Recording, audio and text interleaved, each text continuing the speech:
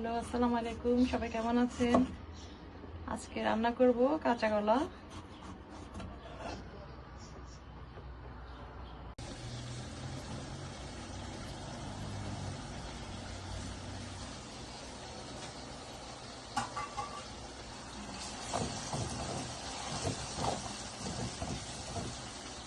কষানো হয়ে গেছে, এখন আমরা একটু লবণ দিয়ে দিচ্ছি।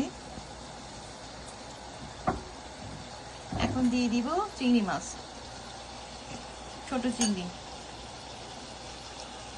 এগুলো দেশীয় স্টাইলে রান্না, হালকা মশলায় চিংড়ি মাছ দিয়ে কলার তরকারি, কাঁচা কলার তরকারি।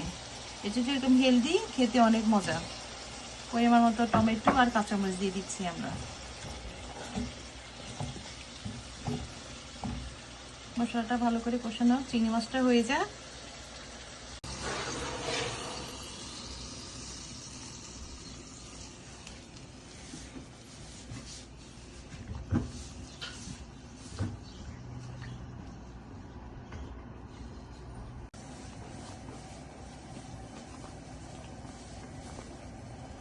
এখন আমরা ধনেপাতা দিয়ে দিচ্ছি কলার মধ্যে।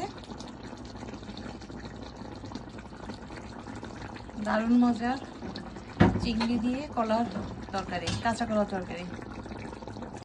এটা কি সুন্দর, হ্যাঁ?